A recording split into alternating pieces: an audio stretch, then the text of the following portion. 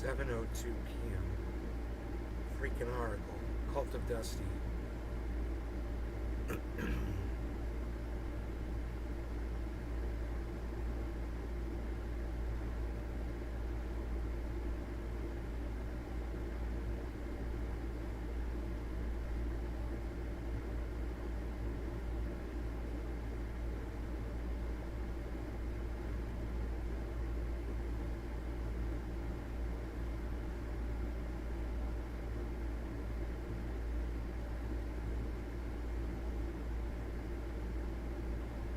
Hey, good morning, everybody. Just waiting for some of you guys to file in here. I had to turn off notification. I'm on this one thing, and it started notifying me. Don't you hate that when you get a new app and you realize it's going to notify you all the time? A bunch of bullshit that you don't need notifications for. Yeah, so I was like, I'll turn that off right now so I don't keep starting. Because, I want to see if the notifications come up for the show. I'm kind of wondering. So let's see if anybody... Oh, Keith, surrounded by Keith is here. He's already here. Good. Dominic Leo is here. You're smoking papaya cake. I'm smoking wedding crasher.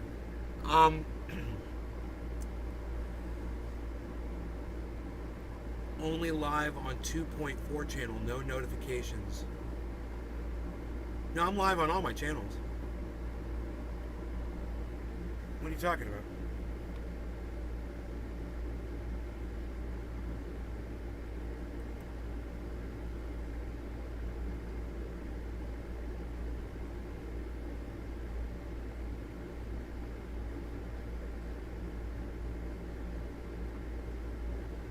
Where's my channel at? I forgot how to get to my channel.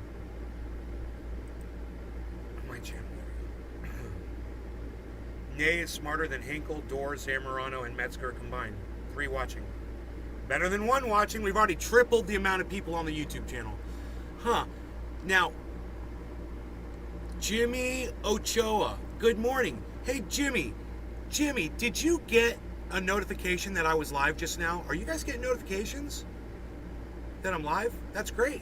I'm so glad. We got a lot to talk about, man. So, I watched a Jimmy Dore video this morning, and it was Steph, Jackson, Kurt, and Jimmy. And the other one I watched was the U.S. spy operation that manipulates social media revealed by Jimmy Dore. I saw that one too. And I don't think that's the same video. That's the one about, but that's the one where he makes the comment about ivermectin near the end of it. So he had said debunked, and all of a sudden he's removed the word debunked, but he says it in the video. It's like he doesn't understand the definition. This is Webflow. Meet the design tool from the future. The most powerful visual code. If Jimmy would just, when he's going to use a word like debunked, if he would just go look up what the word means, he'd realize he's using the wrong word. If he'd say refute, he'd be using the correct word. If he would use the word dispute, he would be using the correct word. Right? What the fuck? Where is my notifications? I don't know, Merc. I don't know, man. But, restream. Let's see here. Okay. Maybe we'll just go with this. But she's a journalist based in Washington, D.C., and a contributor to the Gray Zone. She's produced... My bad. It wasn't Jackson Hinkle on this show. My bad. My apologies to Jackson Hinkle. Sorry. Now I see why you hate me so much. Okay.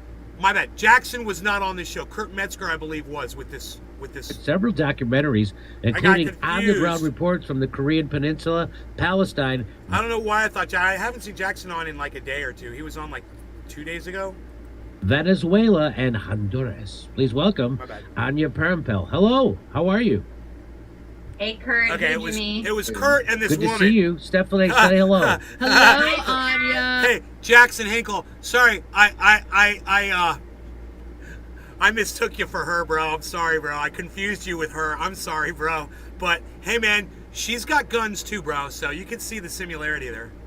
Okay, Steph is also here. I gotta say, if what I saw in LA was any indication, the special's gonna be great. Oh, that's very sweet. It's nice. Let me Yes, just interject that- right here. Someone was on Twitter this morning bashing Jimmy Dore's comedy stand-up routine, and it's nice. Before that was tweeted, she said, "I saw you and you were great." That's nice.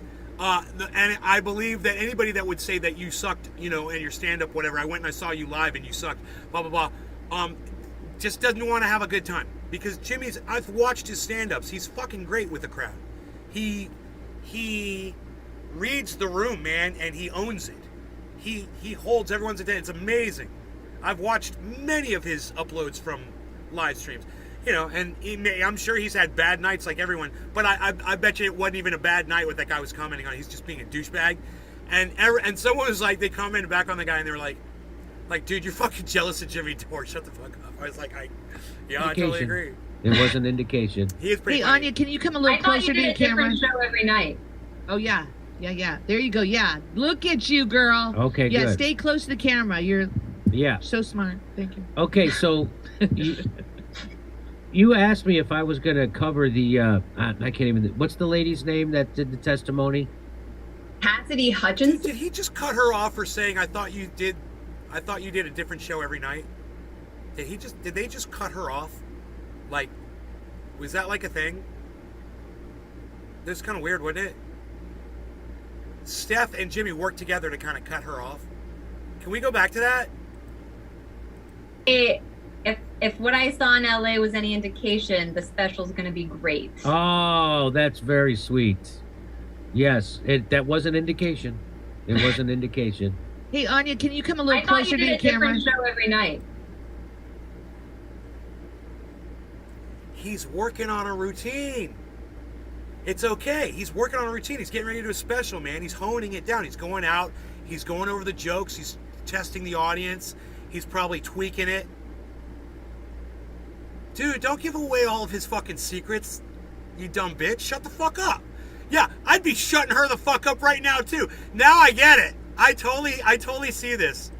Oh my God. She just totally caught them off guard. The indication, the special's gonna be great. Oh, that's very sweet.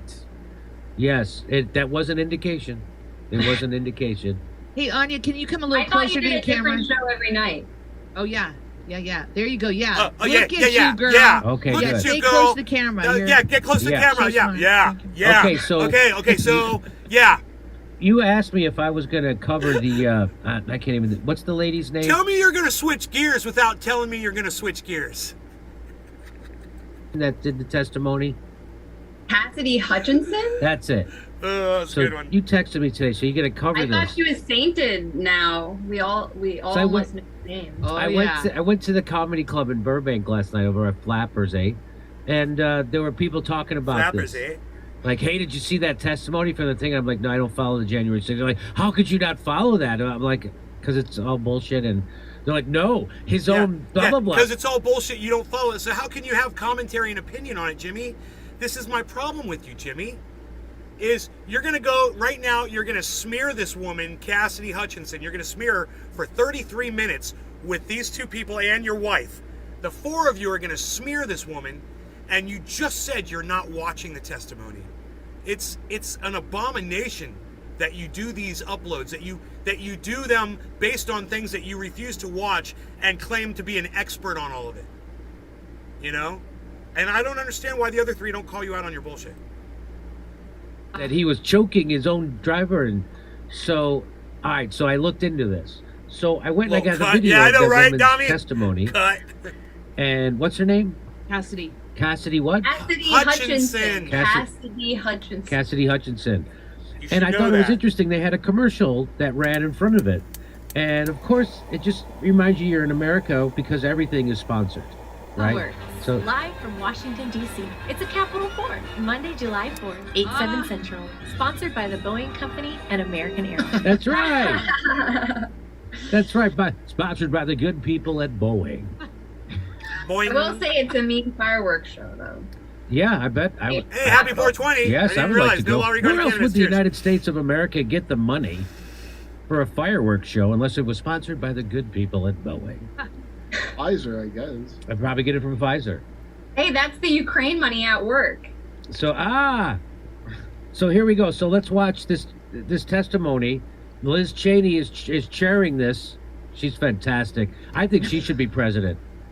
And she's pro-torture, which is what it makes you need to be. You got Are to you be whispering it? you got to be pro-torture if you're going to be president. So here's what she said happened. Right? Here's what she said happened. Here we go. Here is the president's motorcade leaving the ellipse after his speech. So on there's the January president. 6th. He's leaving. Let's speed it up. Go ahead. Go faster. So there's the president. He's leaving. And now listen to the story Cassidy Hutchinson's going to tell about what happened. When you returned to the White House in the motorcade after the president's speech, where did you go? When I returned to the White House, I walked upstairs towards the Chief of Staff's office, and I noticed Mr. Ornato lingering outside of the office. Once we had made eye contact, he quickly waved me to go into his office, which was just across the hall from mine. We watched this testimony. I just want to make a couple of things clear. Nick, I'm glad you're here, buddy. Been missing you in the shows. First of all, he's taking excerpts of her testimony. She testified for quite some time. I don't know if it was for more than an hour. I think it was. And that is something that Jimmy Dore and no one else on the show is taking into consideration. That she was there for a long period of time. You know, and maybe the fact that she was monotone or droning on or had a smile on her face or whatever was just the stress of having to do what she was doing. Was just the monotony of it, you know? When I went in, he shut the door, and I noticed Bobby Engel, who is the head of... When she said that, I thought we're in Or for the a Matt stress Lauer of having to moment. do it. Yeah, it's a Me Too moment. Yeah, I was like, when he shut the door, I was like, oh no! He had a button under his desk.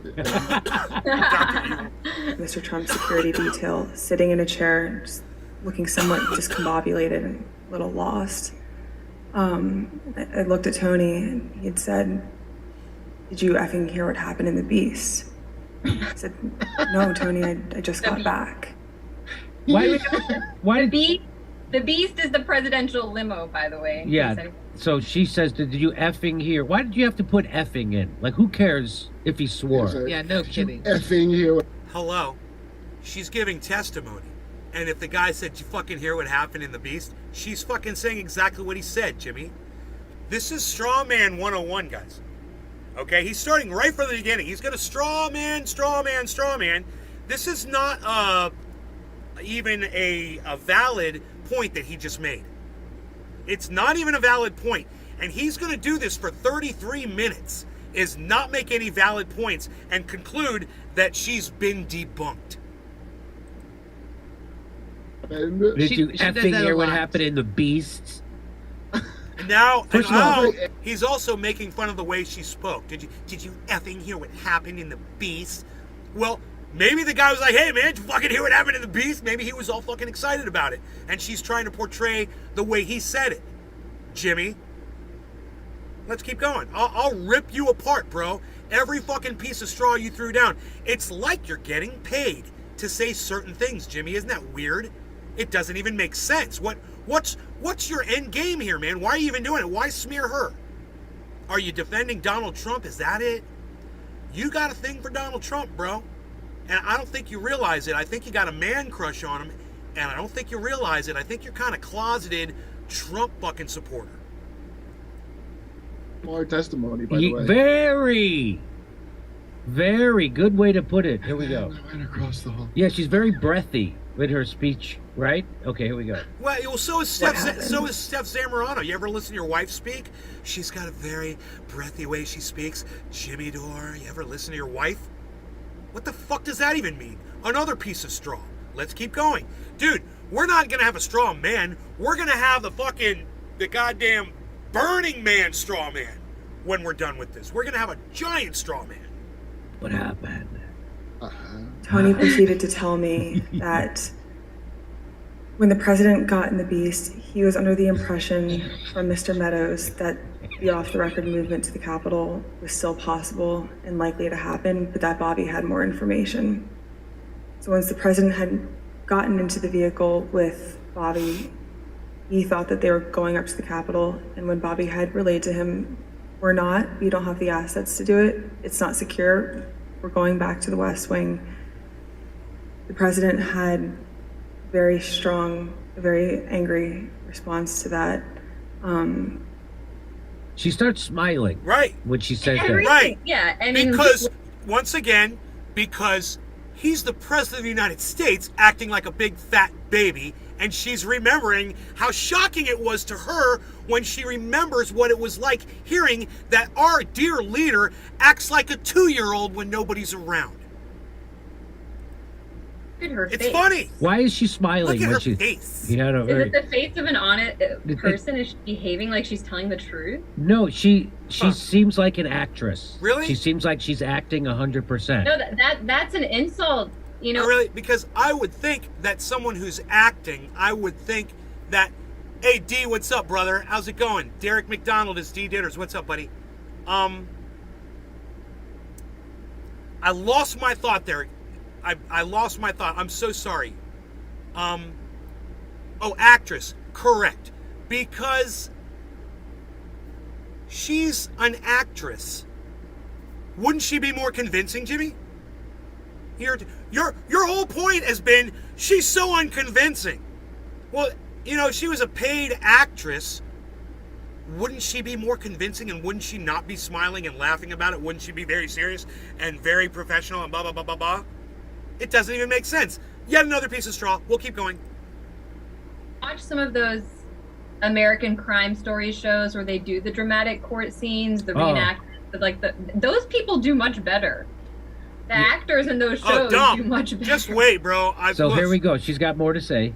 I've watched this entire video. Okay, I've seen the whole thing. I'm going to watch it through with you guys now. I'm going to tell you. But I'm telling you, I commented on parts of it yesterday. But I don't think we went through and watched this actual video together. What the president did, as she giggles, and she's looking down to the left, which some people say is a sign she's lying. Tony described him as being irate. The president said something to the effect of, "I'm the effing president, take me up to the Capitol now." To which Bobby responded, If she was lying at that point, Jimmy, why did 2 other Secret Service agents come out yesterday and say that they heard the exact same story? "Sir, we have to go back to the West Wing." The president reached up towards the front of the vehicle to grab at the steering wheel. Mr. Engel grabbed his arm, said, "Sir, you need to take your hand off the steering wheel. We're going back to the West Wing. We're not going to the Capitol." Mr. Trump then used his free hand to lunge towards Bobby Engel. And when Mr. Renato had recounted this story to me, he had motioned towards his clavicles. His clavicles? It's clavicles. And was Mr. Engel in the room that a as Mr. euphemism? Ornato told you this story? He was. Hey, why don't you get off my clavicle? This guy's been busting my clavicle all day. all goddamn day. Why don't you suck on some clavicle? I got something for you. How about some clavicle? I got something for you right there. What's that? My clavicle. He motioned. He pressed a button and locked his dressing room door and motioned. I just want to pause and say, yeah, Jimmy's fucking funny. So that douchebag on fucking Twitter that said Jimmy ain't funny, Jimmy's funny just when he's just riffing, dude. Unlike Lee Camp, who's not. Clavicle.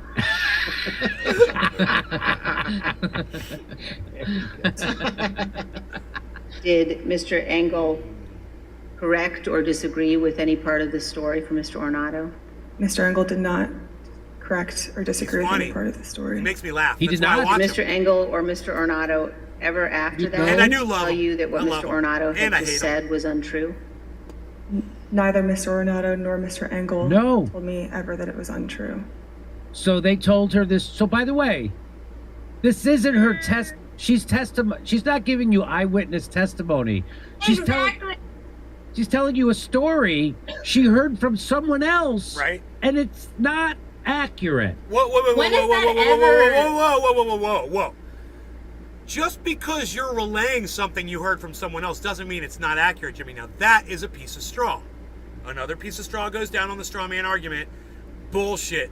There's plenty of secondhand testimony that's accurate. Okay? Plenty. So, if you witness something, let's say I see a car accident, and then I go tell my sister, I'm like, I just saw this accident. It's a red Corvette hit a black truck, and everyone got killed. And then my sister goes to my brother-in-law and her husband and goes, yeah, my brother just saw an accident between a red Corvette and a black truck, and everybody was killed. Is that not accurate? It's secondhand testimony from my sister. She didn't witness it herself. And yet she said the exact same words that I said. She used the exact same words that I used. She even smiled the way I was smiling when I was all excited telling you about what happened in the Beast. Jimmy, straw. And none of it fits. The standard for witness testimony. Oh, this is what my friend told me. Yeah, that's how it works. Elon Musk allegations.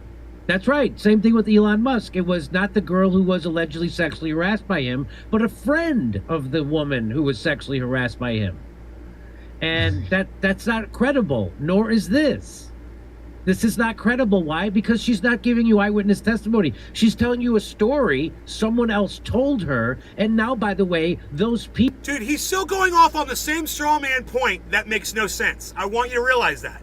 And you would think that through the course of this, he would realize that he's not making any sense. Like, he'd figure it out and then he'd shut the fuck up. That told her that story are disagreeing with her version of it. This is called doubling down, everybody. So here we go. Let's listen to more. You want to say something? Yeah, I just wanted to say, are you telling me that nobody reached for the guy's clavicles? No, nobody. Are you sure? Have you ever been in a trade where you press the sell button and the stock drops down, your order fills at the very... PC positive.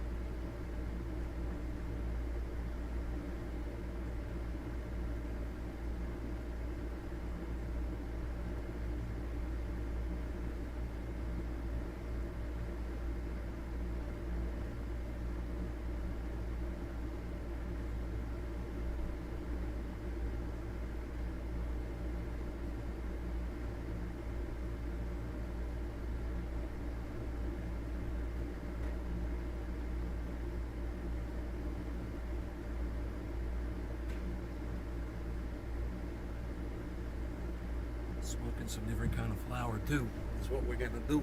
Smoking some flour. All right, I gotta close this door. So that's it. So that was the end of it. So that's the end of the part I'm going to play right now. But so everybody's saying that. I go to the comedy club last night. People are beaming. Did you see that testimony? Did you see that? And this is what they're referring to. This is the bombshell. This is called hearsay, gossip. This is a bombshell is not gossip or hearsay. Look, not everything she testified to is bombshell gossip. I'm sorry. Not everything she testified to was secondhand information. Was hearsay. Not everything. She gave a lot of firsthand testimony, and he doesn't want to discuss that. Straw man. Boom. Another piece of straw. So he's been arguing now for 9 minutes, and he hasn't really made a valid point yet. Did we establish that that's as good as evidence now? I guess that's like as good. A long time ago. They're already making memes about it. Of course, he's got the Ukraine flag tiny hands. and they're making a meme about it that it never happened. He's got little Why tiny do I know hands. it never happened? Because they never asked the Secret Service their side of the story. The committee, the January 6th. Okay. Did you hear the statement that Jimmy just made while he was showing? This is very, very important. This is another piece of straw. This is massive. Establish that that's as good as evidence. Look at the now. cartoon and listen to what Jimmy says. A long time ago. It shows they're him already lunging. making memes about it. Of course, he's got the Ukraine flag colors, and they're making a meme about it that it never happened. Why do I know? Jimmy just said it never happened. So, she literally said it happened, that she was told it happened. And he's saying, based on nothing, that it never happened. Now, you're going to listen to what he says proves that it never happened. Listen to this part. Never happened because they never asked the Secret Service their side of the story. The committee, the January 6th committee, they asked her to tell a story she heard from a Secret Service person, but they never contacted the Secret Service person. Why do you think that is? I'll tell you. No, I'll tell you why. Because they know that Secret Service agents that work for Donald Trump are compromised. So they don't even want to hear from them. They don't believe them. They don't trust them. They don't want their testimony. Right? That's why. So, just because you work for the Secret Service, that doesn't mean you're a fucking angel like they were trying to say in the chat yesterday. It doesn't mean you're special like you're superhuman. You're not.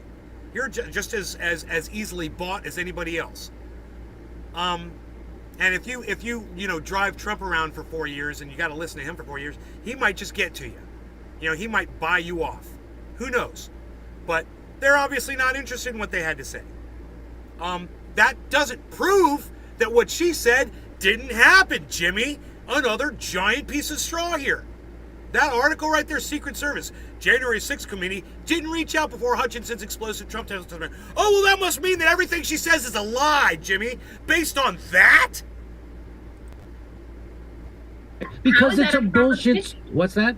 How is that a proper committee? You'd think if you collect testimony from someone that's secondhand, the proper next step would be to say, okay, now I'm going to interview that person. Yes, and that's refuted by what I just said, and they don't trust those motherfuckers. They worked for Donald Trump for 4 years. They don't fucking trust him.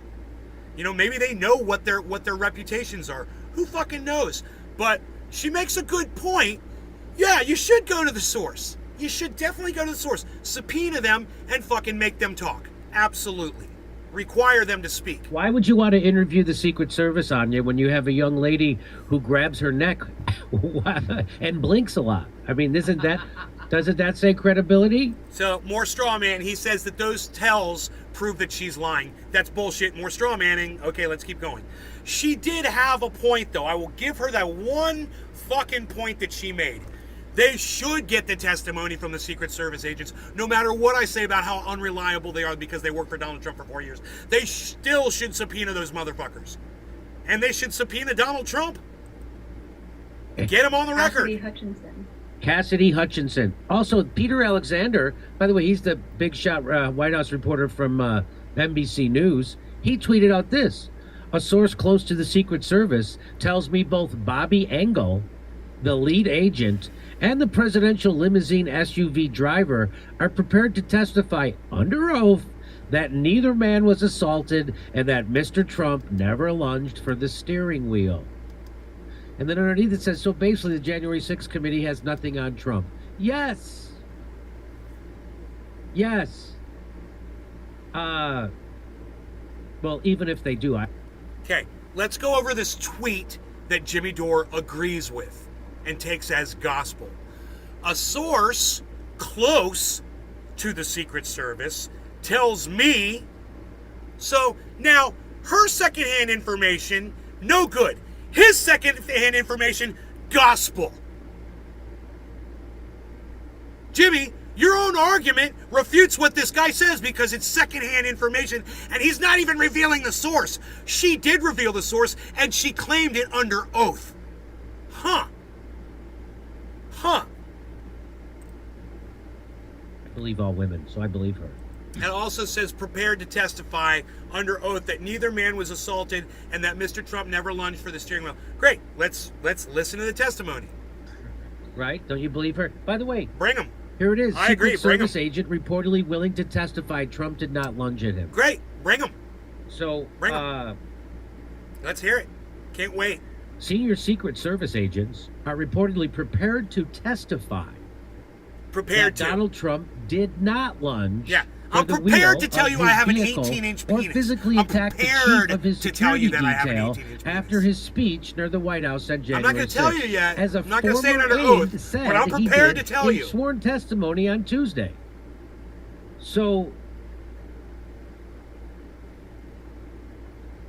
Hinkle told investigators that he and Trump discussed Trump's desire to go to the Capitol and took different views on the topic. Engel noted that they went back to the White House instead of heading to Capitol Hill. Boy, it's all in the framing, isn't it? Because the guy who actually was there says they discussed different views on the topic, and eventually we did watch this together, didn't we? We did watch this together, didn't we? We watched this together, didn't we? Because I'm almost positive I remember saying. So they agreed. They were in agreement. She was in agreement with this statement right here. Yeah, there was a problem in the vehicle. Oh yeah, and then I said, but there just seems to be some dispute over the intensity of his reaction to not being able to go to the Capitol, right? She says he lunged for the thing. They said, well, there was discussion. She goes, yeah, there was discussion. There was a problem. He wanted to go. Yeah, we discussed it. Yeah, we did talk about this yesterday. So this, as Jimmy points to it, as if he says it proves her wrong, but it literally proves her right. Engel, right, the Secret Service agent, Engel, told investigators he and Trump discussed Trump's desire to go to the Capitol and took different views, meaning they disagreed on the topic. Oh, no. Yeah, where's the end of the goddamn quote? Engel noted that they went back to the White House instead of heading to Capitol Hill. That's a weird quote in a quote, isn't it? From Politico. There's no end quote there. I don't get it. It's almost like that statement has been fucking edited, guys. Why would Politico not put the end quote on?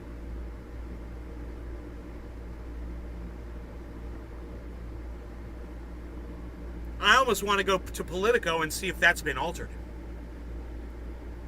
I wish I had a producer right now, man. Oh my God, that's what you would be doing if you were my producer. You'd be going to Politico, you'd find this article, you'd Google those words right there, you'd find the article, and you would read and see if anything had been altered in that, and then you'd let me know. That'd be great. And I could keep doing my show and we could find out.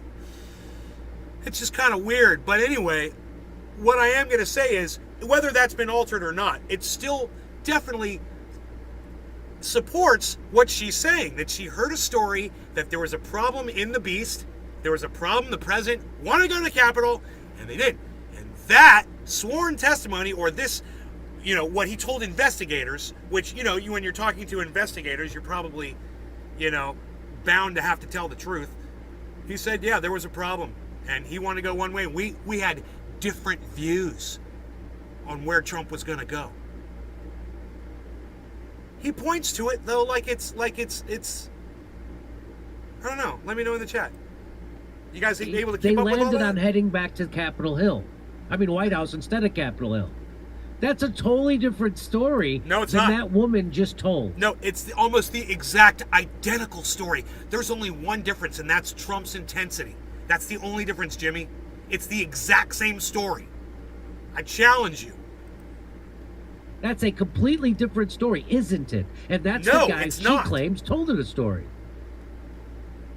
Wow. This guy says, don't be... So this guy's a law professor. He says, don't be distracted by claims of hearsay. That goes to whether evidence can be admitted in court, not in Congress. Yeah, we don't have any standards in Congress. The key... Listen to what he says next, though. The key is that Hutchinson testified under oath. If she was lying, she faces felony charges. The same can't be said for those trying to discredit her testimony. She was... That's a really good tweet. I totally agree with that tweet. Don't be distracted by claims of hearsay. That's what Jimmy's been saying. Oh, it's hearsay. It's no good. This guy, Steve Vladek, he says, that goes to whether evidence can be admitted in court, not Congress. So whether or not it's hearsay, it doesn't matter. It's admissible. So, okay. You have no basis for calling it hearsay anymore, Jimmy. That's great. It takes the legs out from underneath that argument that you had, totally. So now he says the key is that Hutchinson testified under oath. If she was lying, she faces felony charges. The same can't be said for those trying to discredit her testimony. Yeah, like those Secret Service agents that are claiming that they would testify. They're not testifying, are they? Not yet. I haven't heard them yet. So this guy makes a really good point. He's just sticking to the facts. Let's hear what Jimmy has to say about this. Because the guy said he frickin' didn't do that.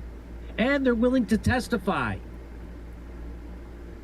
So they're not going to have them testify. But they're not, they just won't have those guys testify, so they're not going to prosecute her, even though she's lying.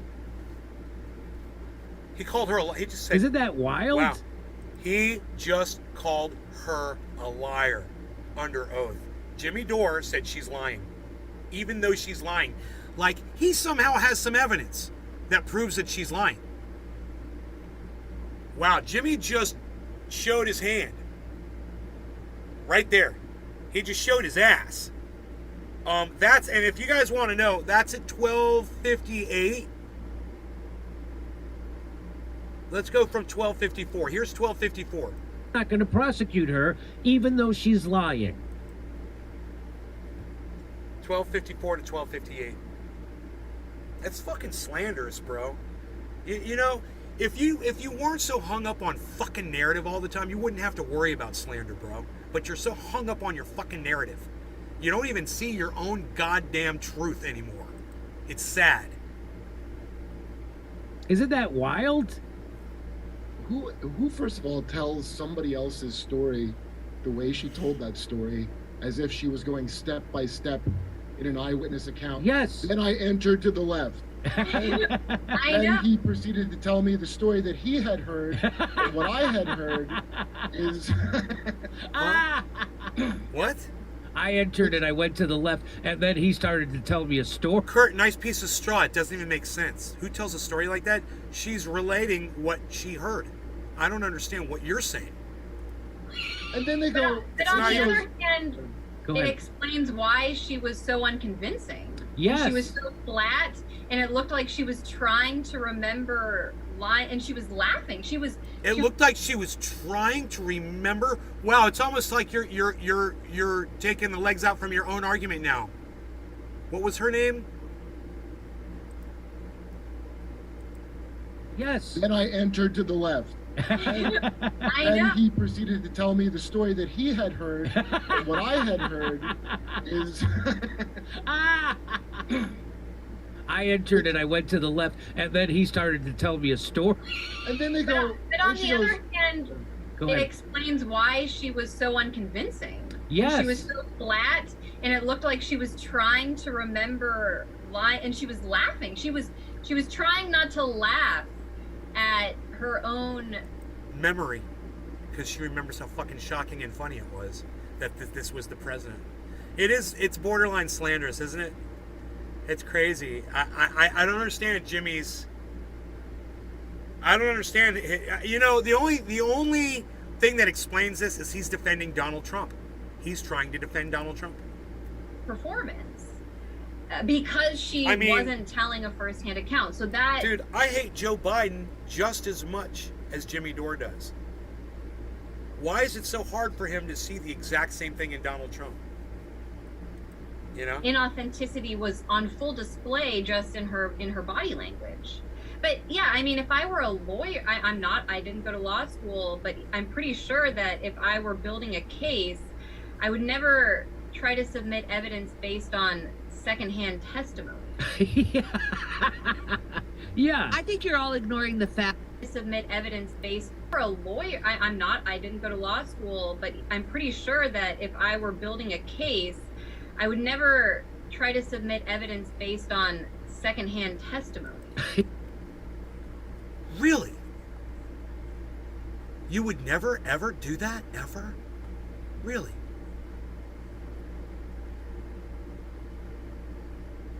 Do you know how many times secondhand testimony is used in cases that get proven all the time? All the time. It happens all the time.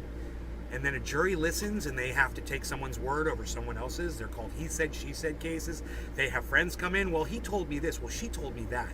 And the jurors have to listen. The judge has to listen. And these cases are based off of what other people say. They heard other people saying. You know, you ever heard of a domestic dispute? You know, you're in your apartment and you hear the husband beating the shit out of his wife next door. You call the police and say, yeah, I hear someone is beating up someone next door. That's secondhand testimony. I didn't hear from the victim. I heard it from someone else, a witness. Okay, well, what if I'm unable, what if I don't have a phone? And I go and I tell my fucking neighbor.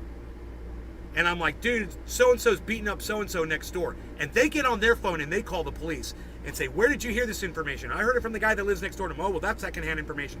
I would never base anything off of that. Not in a court, at least.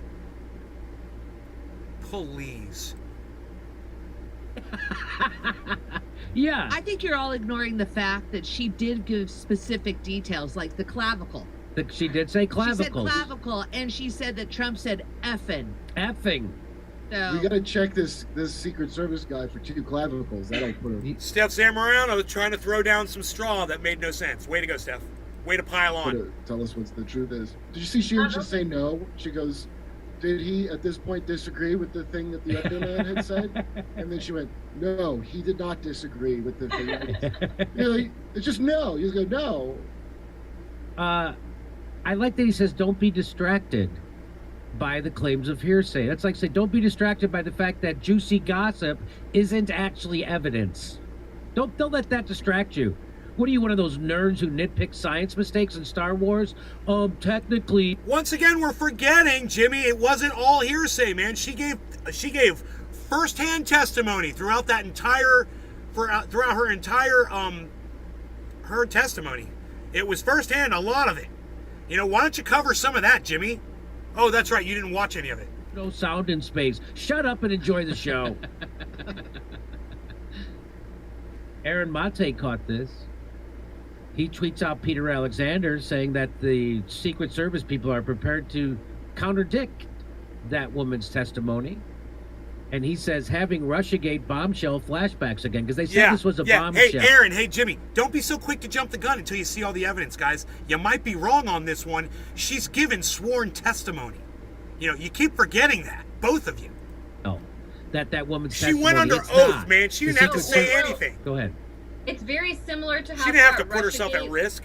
We would wake up one morning and suddenly it would be like Colonel Vindman. Yes. And Ambassador Yanukovych, like all these people that nobody ever knew heard who of. they were. Yeah. No, but suddenly they were like, oh my goodness, these are the most important. It's very similar to that, where suddenly I I wasn't even paying No, it's attention not. to the news cycle. I It's just not was saying similar to that at all. Cassidy More Hutchinson, straw. Cassidy Hutchinson, and it was the same. There's no comparison there, lady. Yeah, Aaron, it was a Anya, flashback there's to no Yeah. comparison. trauma. Yeah, it's like Bombshell, and then you just look at it for 5 seconds and you see all the I cracks mean- in their story, and there's no evidence. And that's exactly what happened here. It's a big gushy, it's a big juicy story, and then as soon as you look at it, it falls apart. There's nothing to it, and there's no evidence. Aaron Maté, but what he connects to here. So He's talking about one thing that she said. He's like, it's a big story. The one thing where he lunged at the wheel. A lot of shit that she said is a big story, you know. And you're clouding all of that with this one point that you disagree with. More straw. this is debunking the Bombshell, and Yep. then here's Democracy Now! Repeating it. Right. So it didn't debunk anything, Jimmy. This was 16 minutes in. Okay. This is Jimmy saying that the story, that her testimony has been debunked. Bombshell, and then here's Democracy Now! Aaron Maté, but what he connects to here. So he shows this is debunking the Bombshell here. So he shows this is debunking the Bombshell, and then here's Democracy Now! Repeating it. This is debunking the Bombshell.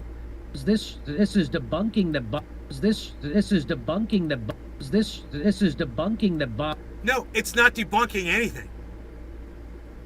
A source close to the Secret Service tells me both Bobby, the lead agent, and the president limousine SUV are prepared to testify under oath that neither man was assaulted. Mr. Trump. Okay, that's what they're prepared to say? Let them say it. It hasn't debunked anything. And even when they say it, it still hasn't debunked anything that she said.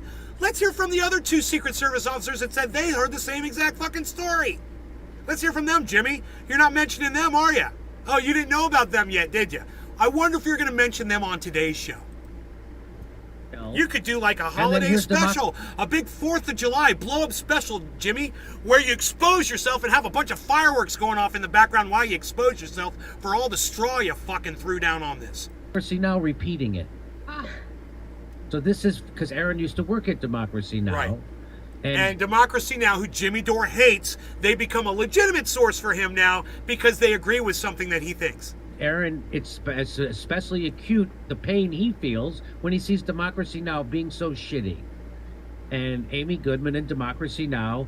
Has been bent on misreporting foreign policy as hard as they possibly can, and stuff like this. So if it has anything to do with Trump, Democracy Now! Is going to on purpose mislead their own viewers. Which is what they did with Russiagate, which is what they did with Syria, and Amy Goodman and Democracy Now! Won't even have Aaron Maté on. It's true. That's how bad. So they got somehow compromised over at Democracy Now! And you decide which donor did it. But this is garbage again, and he's pointing it out. And tip of the hat to Aaron Maté. For what? Liz Cheney. The case for prosecuting Donald Trump just got much stronger. It did. It did get So stronger. she's already tweeting it out. There's already got. She's campaigning for presidency. And she's doing That's something. all she's doing. I'm almost positive we watched this together yesterday. Does anybody remember? The case for prosecuting Donald Trump just got much stronger. But this is better because it's got Yeah, the new title. testimony may have produced a smoking gun. May have. May not. You guys hear the ice cream If truck? true, it will really Let me know if be you hear the ice cream Big truck. if true. Big if true. Today I would like to show you 70 ingenious projects I built around my house that you can easily replicate in your own. That's fun. As we heard yesterday, White House counsel Pat Cipollone had significant concerns re Trump's January 6 activities. It's time for Mr. Cipollone to testify on the record. Any concerns he has about the institutional interests of his prior office are outweighed by the need for his testimony. Now, We let did, me ask but you who this, cares? Anya, You heard the ice cream is truck? she suggesting Top of the that hour, his time to smoke. lawyer testify against Trump? Is that what she's saying? White House counsel. So that would mean a guy wonder if who was there's any acting deer as a in the lawyer yard. for Trump. She wants him to come testify against his client. Is that Which what she's saying? Yeah, which I don't think. I don't think you Again, can do if that the legally. standards are- Nope, not over there. Exactly. Well, apparently standards are different in Congress. I assume that in court you're actually not allowed to do that. But as they all said, don't be distracted by rational thoughts and questions about. legal- Why is she saying that to him? Because of this story that the what's her name? Chipperson. What's her name? Chipperson. He says Cassidy. Chip. We watched this together. I remember watching this with you guys. Chipperson. Is she relating that to this? That's so funny that he said Chipperson. Yeah, 2 last names. So why wouldn't they just get those guys in the story and not his lawyer? Like, or is this a separate thing they want the lawyer to talk about? This is probably a separate thing they want the lawyer to talk about. Oh, okay. So Callie train wreck in But my I just bowl. thought that was outrageous that she wants his former lawyer. I thought it was crazy. No law regarding cannabis. And you Cheers, could everybody. hear in Liz Cheney's voice that, the timbre of her father advocating for torture. You can hear it. So that's such a cringy that's thing. What's It's so true funny though. I about hate this. her. It's going I hate full Liz circle. Cheney. When we are talking Cheers. about lying to Congress Oh, under top of the hour. oath, Cheers. or lying under oath before the United Nations. I mean, that was the way that the Bush administration sold its war in Iraq. You can imagine Colin Powell standing there with his weapons of mass destruction, claiming that this was definitive proof that we needed to go to war in Iraq. And now you have the spawn of that administration, Liz Cheney, carrying on this legacy of political theater, kind of just designed to, in this case, distract the public, but also behind it is, of course, it's exactly an extension of the Russiagate hearings, all designed to delegitimize Trump and cast him as some anomaly within the U.S. state. He's somehow very evil and opposed to our grand tradition of American exceptionalism. The irony of Liz Cheney trying to get a former president thrown in jail who isn't her father is the irony is not lost on me. That's that funny. her father's a much bigger war criminal too. than Donald Trump. Right.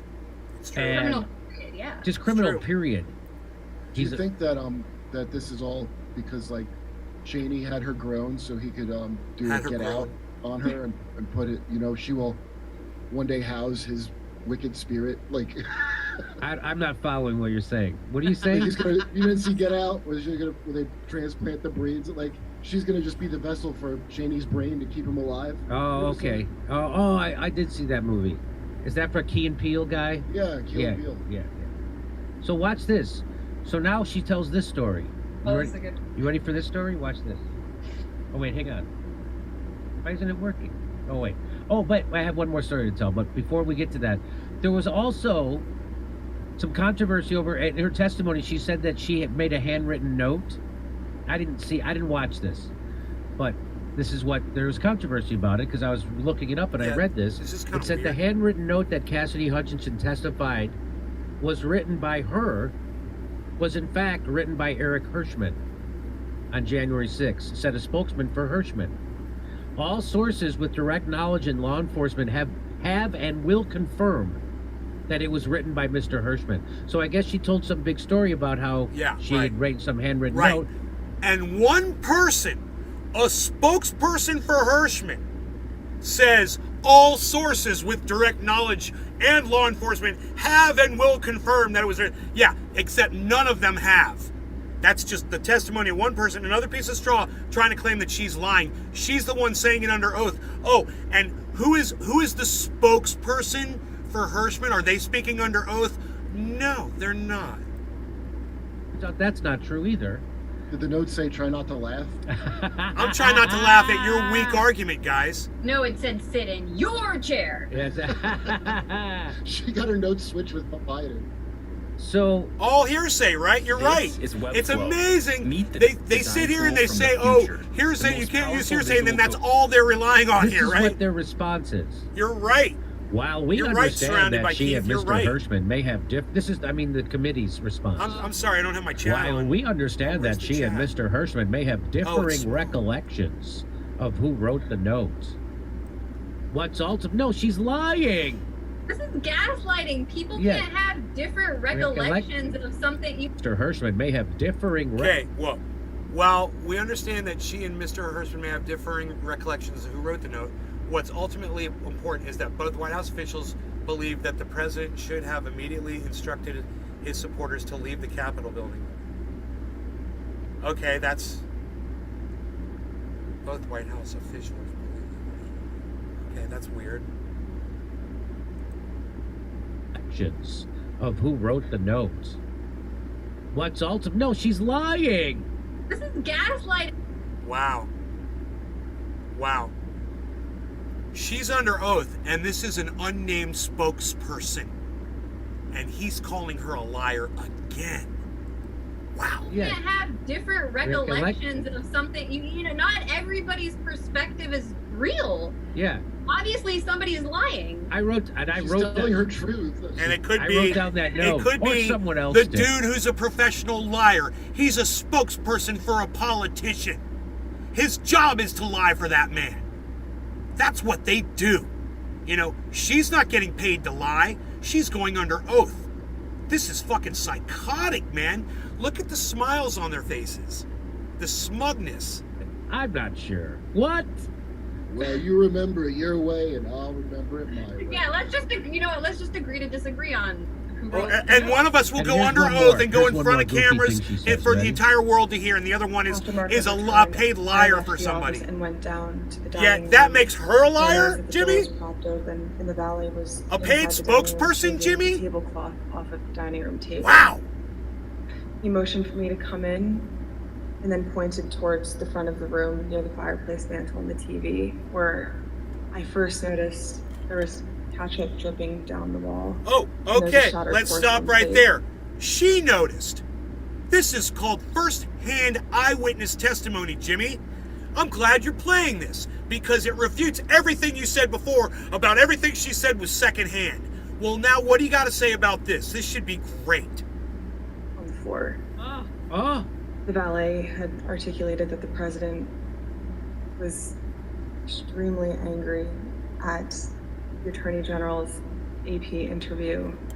Jack and Harrer, guys. had thrown his lunch against the wall, which was causing them to have to clean up. So I grabbed a towel and started wiping the Causing them to have to clean up. Did she just say that she grabbed a towel to help them clean up? Is that what she just said, but they cut her off? I couldn't hear because Steph started talking. Clean up. So I grabbed a towel and started wiping the Causing them to have to. She said, I grabbed a towel. She was literally right there helping to clean up after the fucking president of the United States after he threw a fucking tantrum. Let's see what Jimmy has to say about this one. To clean up. Who talks like that? Nobody talks like that. Nobody would tell a story. Nobody talks like that? She's talking like that. That's how she talks. I don't understand what you mean nobody talks like that. It doesn't make any sense. More straw. Nobody talks like that. Listen to the way she's talking. Nobody even talks like that. Something that happened to them. What? Who talks like that? Who talks like that? Who talks like that? Who talks like that? Now, this other girl, Anya, she jumps in not knowing where he's going with that, right? And because her job is to back up Jimmy. Oh, yeah, she doesn't. Nobody talks like that. Blah, blah, blah. And Jimmy's like, yeah, well, nobody talks like that. I meant blah, blah, blah. He talks like that. Nobody would tell a story if that were something that happened to them. What? I mean, is this Dante's Inferno? She's being given a tour of all the. Now, clarify for us, Jimmy. Let's hear what Jimmy meant. Now that they've gone off the trail. Then I was ushered into another room, and I saw. Rein them in, Jimmy. I saw his. Rein them in, Jimmy. Rein them in. And then I heard Donald Trump slam a door. He slammed the door. I mean, on one hand, I could believe that people who Happy 710, no law government regarding are cannabis. that Everybody cheers. Weird, but no, really, that's just you don't talk like that. It's not the way you tell a story. Well, I just the way she talks is sus. I don't understand what her super low voice is for. I don't know why she has this kind of thing. She has that vocal fry. She has, yes.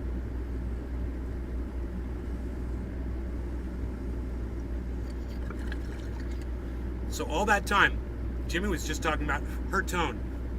And they went off on tangents that didn't make any sense. And they rambled, laying down pieces of straw that were very weak. And then Jimmy finally comes in, like a minute later, to finally rein them in and say, oh, I meant she's talking very low. Nobody talks like that. Oh, is that what you meant, Jimmy? Vocal fry. You're right. He was definitely coached because there's no vocal fry, and now you guys are going to talk about Sex in the City for the next 5 minutes. You said it's very ASMR. Yes. Where we're like she's trying to just instill confidence and comfort, but in a very forced way, like in an auto-tuned way. She can't be genuine. I mean, can you imagine if any of these stories were real and they'd happened to her, and you had the chance to sit down and tell the story? The story of her walking into the fucking room where there was ketchup dripping off the wall, and she fucking grabbed a towel and helped clean up the mess. That wasn't her own recollection. Huh. More straw. Right? Like I said, Burning Man size straw man. Like, wouldn't you be emotional and animated? I don't think she ever doesn't talk like that personally. But she's wearing. CNN. But you notice, Anya, she's wearing white also, right? So that's conscious. That's a conscious thing. So she wants to, and so why would she do that? Dress in virgin white and go and tell this. Right? Because she's going to come spray some false allegations and some. Okay, so the fact that she wore white means that she's a liar. More straw from Jimmy, guys. She wore white. She must be a liar. Bullshit. And they tell her wear white. It makes you look more believable. Yeah, they told her wear white. Okay. Yep. I've experienced that. Out. He said something to the effect of, he's really ticked off about this. I would stay clear of him right now. He's really, really ticked off about this right now. Anya, I don't know who she is. So I think I've seen her once before, but I don't know where it was. Ketchup against the wall. That's the big thing. Ketchup. What's that? She said it. She was like, there was ketchup on the wall. Ketchup. I got to tell you, my buddy Nick Murphy, he wins the internet. He said Trump's presidency definitely had its heights and lows. Come on. Uh-huh. That's funny. Yeah, and come on. Considering John Kerry, it's just funny because John Kerry, Obama's Secretary of State, is married, and that's right. Family, you know, it's all about the ketchup lobby. How deep does this thing go? I know. So now I'll go back to the comedy club and we'll see what they're saying today. So what other piece of propaganda will the shit libs be excited about?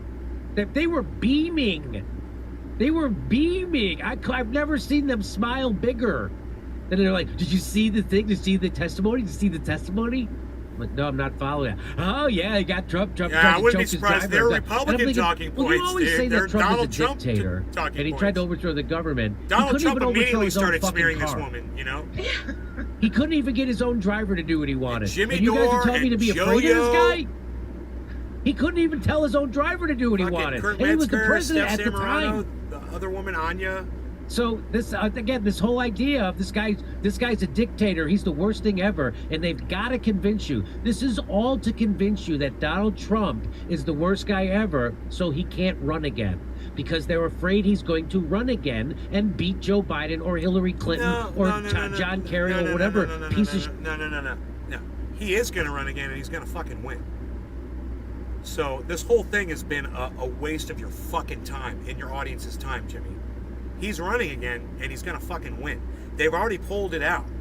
He's destroying Joe Biden in the fucking polls, and Joe Biden fucking deserves it. And I certainly hope Hillary Clinton runs again so Donald Trump can fucking railroad her too. They put up against him. Or Liz That's how Cheney. bad I fucking hate Maybe them. It'll either be Cheney, You know, you wanted Clinton, my or support. Cheney. It's hard to You know who's wanted gonna my win. support. You fucking Democrats. You should have fucking supported Bernie Sanders. You lost me, and you lost a whole bunch of other people too. Fuck you. We're the And pantsuit. fuck now. Hillary Clinton, and fuck Joe Biden, and fuck your entire fucking Nancy Pelosi, Democrat fucking cunt motherfuckers. Fuck them all. Relationship and be the top of the ticket. I mean, that's how I feel about them. Quarter of the hour. Definitely, it's a Cannabis going to be a isn't for question all. of the Cheers. establishment candidate, and what they're afraid of is that they're going to run against Trump again. And so, what's so crazy is that this whole distraction is taking place. It's interesting to analyze, and there are things to say about it if the media would cover it in a fair way. We just did it here. But beyond the distraction, all of this is happening at a time when NATO is convening in Madrid during the height of this insane proxy war in Ukraine, and it's facing a test of legitimacy while the U.S. sanctions that NATO has put in place in order to punish Russia and take this extreme maximum pressure position are backfiring on the U.S. public. I think most Americans yesterday were more concerned with gas prices and the price of their food than they were with the testimony of Cassidy Hutchinson. Yes. And yes, that's true. That's a direct result of the Biden administration's failure. And my argument for this yesterday was, yes, it's all happening at once, and no, it's not planned out, and no, it's not a planned distraction, and you really should not be so quick to jump on these conspiracy theories.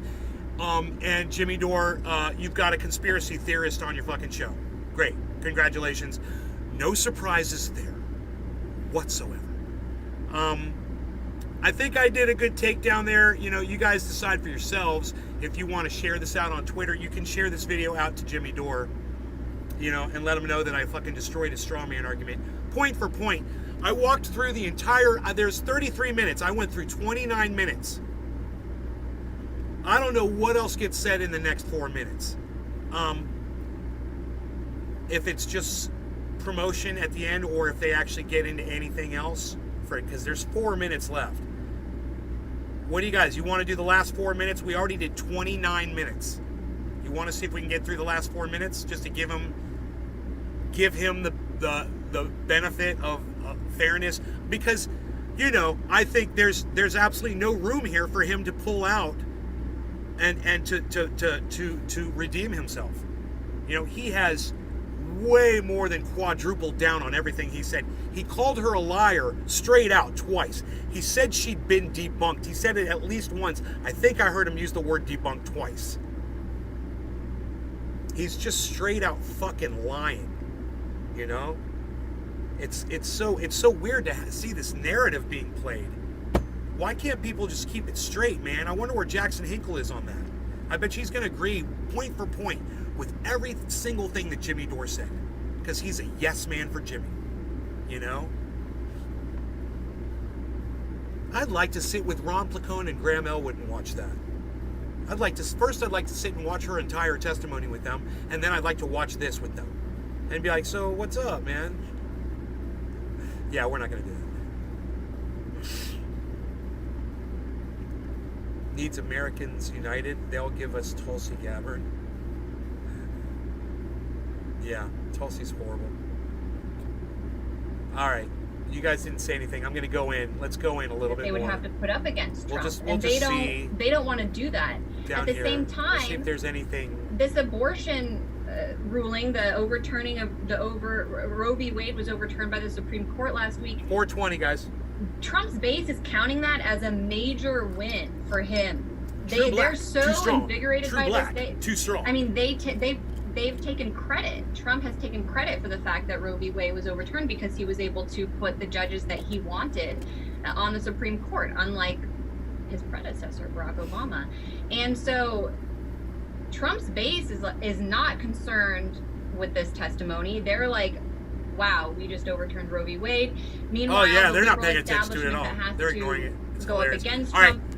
No law regarding cannabis. Happy 420, everybody. Cheers. Crisis. Can't even get their situation straight in Europe, and so it was the perfect distraction.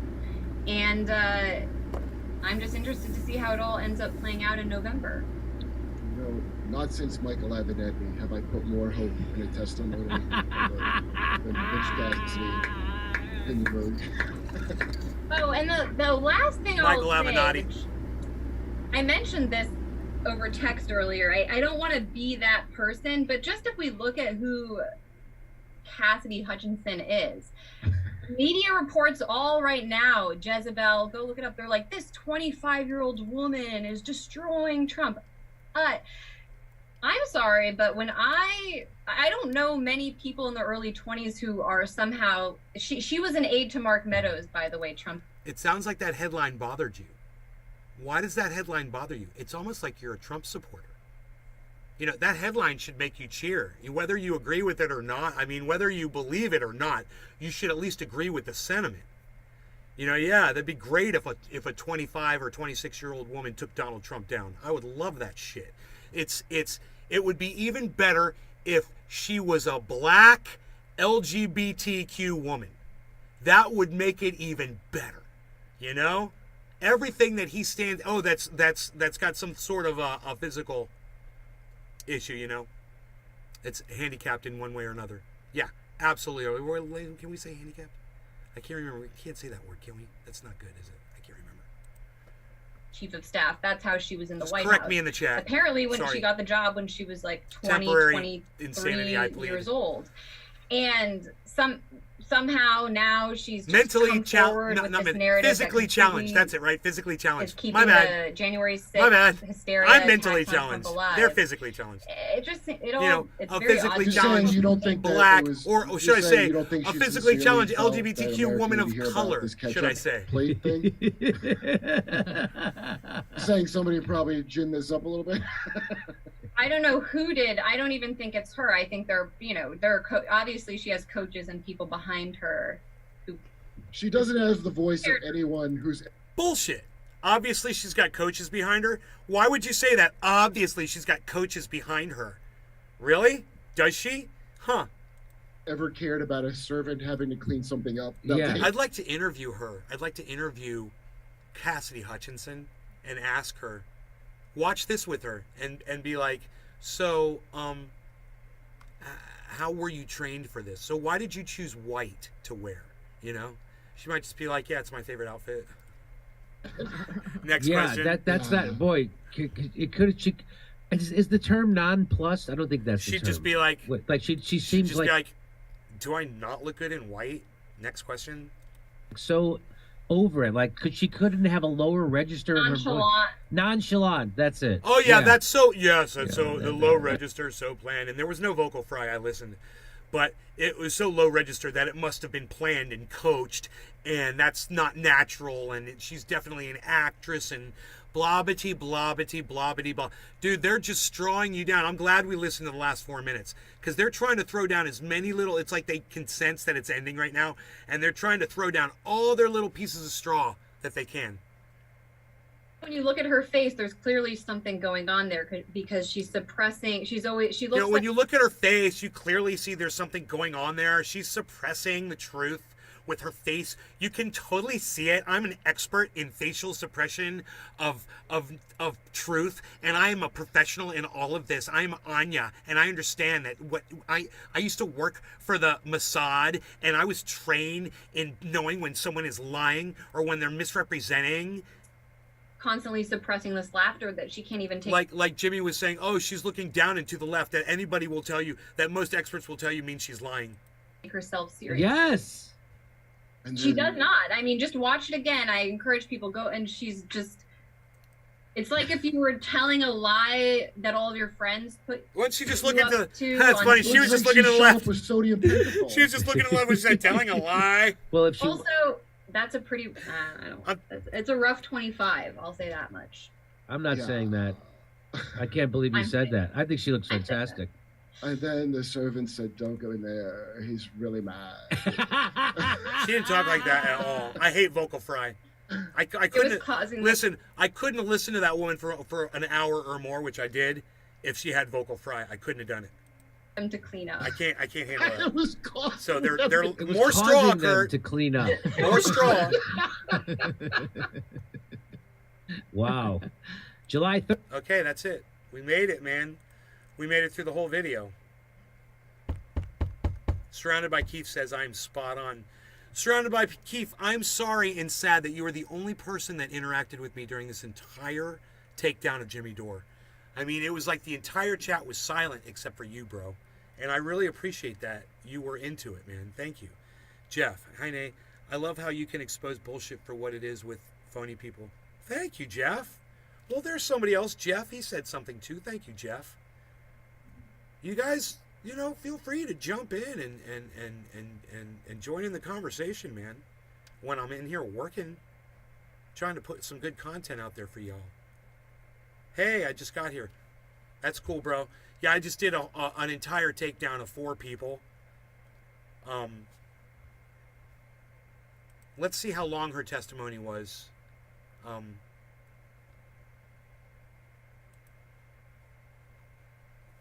Cassidy Hutchinson entire testimony. 2 hours, man.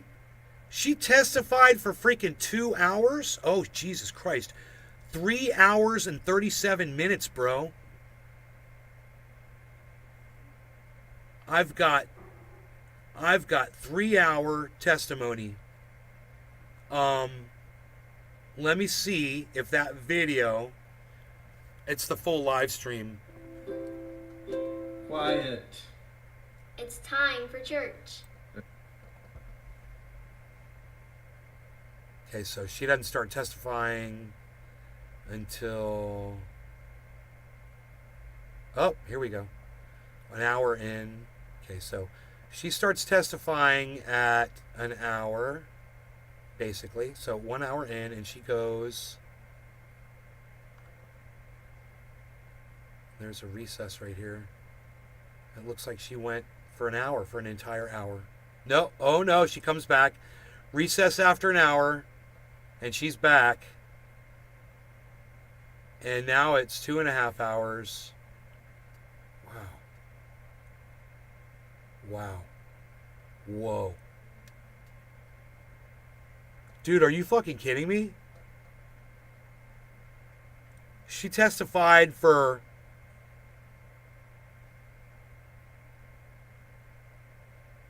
two fucking full hours of testimony. To the handful of witnesses who have been outliers in our investigation, the small number who have defied us outright, those whose memories have failed them again and again on the most important details, and to those who fear Donald Trump hour 30 minutes and his enablers. Because of this courageous woman and others like her, your attempt to hide the truth from the American people will fail. And to that group of witnesses, if you've heard this testimony today and suddenly you remember things you couldn't previously recall, or there are some details you'd like to clarify, or you discovered some courage you had hidden away. So let's say she testified over totally for way over an hour and a half. With Jeff Sessions. You know, why not listen to the entire freaking testimony? Judiciary Committee. Why not listen to everything that she He's a says? conservative, but he worked with Sessions. Who, of course, is someone who had to make some decisions about loyalty regarding President Trump himself and was really thrown under the bus, James, by the president ultimately. There's Cassidy Hutchinson. She is the star witness today in this sixth hearing. She is a very pretty girl. Public hearing by the January 6th She is Select Committee. she's very easy to look at. Former aide to Mark Meadows. Let's go to the committee room now. That's the first thing I'll say about her. The Select Committee to investigate the January 6th attack You want me to speed this up? on the United States Capitol will be in order. Without objection, the chair is authorized to declare the committee in recess at any point. Pursuant to House Deposition Authority Regulation 10, the chair announces the committee's approval to release the deposition material presented during this hearing. Good afternoon. In our hearings over the previous weeks, the Select Committee has laid out the details of a multi-part pressure campaign driven by the former president aimed at overturning the results of the 2020 presidential election and blocking the transfer of power. We've shown that this effort was based on a lie that the election was stolen, tainted by widespread fraud, Donald Trump's big lie. In the weeks ahead, the committee will hold additional hearings about how Donald Trump summoned a mob of his supporters to Washington, spurred them to march on the Capitol, and failed to take meaningful action to quell the violence as it was unfolding on January 6th. However, in recent days, the Select Committee has obtained new information dealing with what was going on in the White House on January 6th and in the days prior. Specific detailed information about what the former president and his top aides were doing and saying in those critical hours. First-hand details of what transpired in the office of the White House Chief of Staff, just steps from the Oval Office as the threats of violence became clear, and indeed, violence ultimately descended on the Capitol in the attack on American democracy. It's important that the American people hear that information immediately. That's why, in consultation with the Vice Chair, I recalled the committee for today's hearing. As you've seen and heard in our earlier hearings, the Select Committee has developed a massive body of evidence thanks to the many hundreds of witnesses who have voluntarily provided information relevant to our investigation. It hasn't always been easy to get that information because the same people who drove the former president's pressure campaign to overturn the election are now trying to cover up the truth about January 6th. But thanks to the courage of certain individuals, the truth won't be buried. The American people won't be left in the dark. Our witness today, Ms. Cassidy Hutchinson, has embodied that courage. I won't get into a lot of detail about Ms. Hutchinson's testimony. I'll allow her words to speak for themselves, and I hope everyone at home will listen very closely. First, I'll recognize our distinguished Vice Chair, Ms. Cheney of Wyoming, for any opening statement she'd care to offer. Thank you very much, Mr. Chairman. In our first 5 hearings, the committee has heard from a significant number of Republicans, including former Trump administration Justice Department officials, Trump campaign officials, several members of President Trump's White House staff, a prominent conservative judge, and several others. Today's witness, Ms. Cassidy Hutchinson, is another Republican and another former member of President Trump's White House staff. Certain of us in the House of Representatives recall that Ms. Hutchinson once worked for House Republican Whip Steve Scalise, but she is also a familiar face on Capitol Hill because she held a prominent role in the White House Legislative Affairs Office, and later was the principal aide to President Trump's Chief of Staff, Mark Meadows. Wow. Okay. So let's just stop right there. She's credentialed. That wasn't her only job. And I thought that she did. I missed this part. I didn't know that she didn't just walk into this job as an aide. You know, she literally has done shit. And she's known for, you know, for what she's done. For the jobs that the positions that she's held. That's amazing. So there you go right there. I wouldn't mind hearing that again. Justice Department officials, Trump campaign officials, several members of President Trump's White House staff, a prominent conservative judge, and several others. Today's witness, Ms. Cassidy Hutchinson, is another Republican and another former member of President Trump's White House staff. Certain of us in the House of Representatives recall that Ms. Hutchinson once worked for House Republican Whip Steve Scalise, but she is also a familiar face on Capitol Hill because she held she worked for the Whip. A prominent role in the White House Legislative Affairs Office, and later she also worked in the White House Affairs Office. A prominent role. Huh. Was the principal aide to President Trump's Chief of Staff, Mark Meadows. And so she held 3 separate positions. Jimmy Dore never covered that, did he? Huh. She's amazing. So she's not just easy to look at. She's accomplished a lot. Has spent considerable time up here on Capitol Hill representing the Trump administration, and we welcome her back. Up until now, our hearings have each been organized to address specific elements of President Trump's plan to overturn the 2020 election. Today, we are departing somewhat from that model because Ms. Hutchinson's testimony touches on several important and cross-cutting topics that are relevant to each of our future hearings. In her role, working for the White House Chief of Staff, Ms. Hutchinson handled a vast number of sensitive issues. She worked in the West Wing, several steps down the hall from the Oval Office. Ms. Hutchinson spoke daily with members of Congress, with high-ranking officials in the administration, with senior White House staff, including Mr. Meadows, with White House counsel lawyers, and with Mr. Tony Ornato, who served... Yeah, seems bought. Yeah, seems like she's definitely the one that she's a paid actress. Yeah, totally. Holy as shit. the White House Deputy Chief of Staff. She also worked on a daily basis with members of the Secret Service who were posted in the White House. Dude! In short, Ms. Hutchinson was... You know, I think Jimmy Dore and Kurt, they need to just listen to this. They need to just listen to her background. She's credible AF. Know a great deal about the happenings in the Trump White House. Wow. Ms. Hutchinson has already sat for 4 videotaped interviews with committee investigators, Hey, and we thank her cheers. very much for her cooperation. No and her law courage. regarding We cannabis. will cover certain, but Bottom not all of the relevant hour. topics within Ms. Hutchinson's knowledge today. Again, our future hearings will supply greater detail, putting the testimony today in a broader and more complete context. Today, you will hear Ms. Hutchinson relate certain first-hand observations of President Trump's conduct on January 6th. You will also hear new information regarding the actions and statements of Mr. Trump's senior advisors that day, including his Chief of Staff, Mark Meadows, and his White House counsel. And we will begin to examine evidence bearing on what President Trump and members of the White House staff knew about the prospect for violence on January 6th, even before that violence began. To best communicate the information the committee has gathered, we will follow the practice of our recent hearings, playing videotape testimony from Ms. Hutchinson and others, and also posing questions to Ms. Hutchinson live. Mr. Chairman, I yield back. Thank you very much. Our witness today is Ms. Cassidy Hutchinson, who served in the Trump administration in the White House Office of Legislative Affairs from 2019 to 2020, and as a special assistant to the President in the White House Chief of Staff's office from March 2020 through January 2021. I will now swear in our witness. The witness will please stand and raise her right hand. Do you swear or affirm under penalty of perjury that the testimony you're about to give is the truth, the whole truth, and nothing but the truth? So help you God. Thank you. You may be seated. She smiled when she said that. Did you notice that? The record reflect the witness answered in the She affirmative. smiles a lot. I now recognize myself for questions.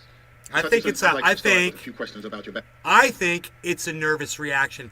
I think it's she's standing there and she thought to herself, "Fucking A, I can't believe I'm one of those people now that's having to stand here and fucking testify in the goddamn, you know." And she's got that little. Do you see a little grin on her face? These are some photographs we've obtained highlighting. She just your grins, career. man. These show you with members of Congress, including Steve Scalise, as well as the White House with leader Kevin McCarthy and Jim Jordan. Others show you with the President and members of Congress aboard Air Force One. Before you worked in the White House, you worked on Capitol Hill for Representative Steve Scalise, the Republican whip, and Senator Ted Cruz. And then in 2019, you moved to the White House and served there until the end of the Trump administration in 2020. God. When you Why did you started work at the White for House, straight you served in the scumbags, Office of honey? Legislative Affairs. We Why understand are that you a were initially hired as Republican? a staff assistant, What is but were soon wrong promoted with to a position you? of greater responsibility. Can you explain your role for the committee? When I moved over to the White House Chief of Staff's office with Mr. Meadows when he became the 4th Chief of Staff, it's difficult to describe a typical day. I was a special assistant to the President and an advisor to the Chief of Staff. The days depended on what the President was doing that day, and that's kind of how my portfolio was reflected. I had a lot of outreach with members of Congress, senior cabinet officials. I would work on policy issues with relevant internal components and members on the Hill, as well as security protocol at the White House complex for Mr. Meadows and the President. And then you received another promotion in March 2020. At that time, you became the principal aide to the new White House Chief of Staff, Mark Meadows. Is that right? That's correct, sir. What did a typical day look like for you in your work with Mr. Meadows? It varied with what was going on. We spent a lot of time on the Hill. I spent time on the Hill independently too, as I was his liaison for Capitol Hill. We did a lot of presidential travel engagements, but mostly I was there to serve what the Chief of Staff needed, and a lot of times what the Chief of Staff needed was a reflection of what the President's schedule was detailed to do that day. So is it fair to say that you spoke regularly in your position, both with members of Congress and with senior members of the Trump administration? That's correct. That's a fair assessment, sir. And would you say that in your work with Mr. Meadows, you were typically in contact with him and others in the White House throughout the day? That's correct, sir. Mr. Meadows and I were in contact almost pretty much throughout every day, consistently. Although so much of grave importance happens in the West Wing of the White House, it's quite a small building. Above me on the screen, you can see a map of the first floor of the West Wing of the White House. On the right, you can see the President's Oval Office. On the left, the Chief of Staff's office suite. Within the Chief of Staff's office suite is the heart of the West Wing, was your desk, which was between the Vice President's office, Ms. Kirshner's office, and the Oval Office. Ms. Hutchinson, is this an accurate depiction of where you were located? It's accurate. It's a lot smaller than it looks. Absolutely. That's what they said in the movie, Don't Look Up. A short distance. Isn't that funny? They said in Don't Look Up, she's like, is that the Oval Office? And he's like, yeah, it looks a lot bigger in the pictures. Isn't that hilarious, dude? He said the exact same thing, man. So not only is that funny and cute, but at the same time, dude, she was right up in there. She was in the Oval Office. I mean, she was in the fucking White House, bro, all the time. She was right there. You know, she witnessed a lot of shit, bro. Office and the President's Oval Office. And it only takes 5 to 10 seconds or so to walk down the hall from your office to the Oval Office. Is that right? But she's lying, right? Pursuant to the Section 5C8 of House But Resolution she's lying 503, surrounded by keep, the chair right? recognizes young woman from Wyoming, Ms. Cheney, for questions. Thank you very much, Mr. Chairman. What a credible Mr. Chairman, witness we she is begin turning today out with to an be. exchange that The first more I provided Ms. learn Hutchinson a about tangible her, sense of the ongoing the more planning I'm for the going to events of January defend 6th. her, you know? On January 2nd, 4 days before the attack on our Capitol, President Trump's lead lawyer, Mr. Giuliani, was meeting with White House Chief of Staff Mark Meadows and others. Ms. Hutchinson, do you remember Mr. Giuliani meeting with Mr. Meadows on January 2nd, 2021? I do. He met with Mr. Meadows in the evening of January 2nd, 2021. And we understand that you walked Mr. Giuliani out of the White House that night, and he talked to you about January 6th. What do you remember him saying? As Mr. Giuliani and I were walking to his vehicles that evening, he looked at me and said something to the effect of, Cass, are you excited for the 6th? It's going to be a great day. I remember looking at him saying, Rudy, could you explain what's happening on the 6th? He had responded something to the effect of, dude, this is right when I started watching the testimony because I didn't know who she got in the car with or who she was talking to at first. This is right.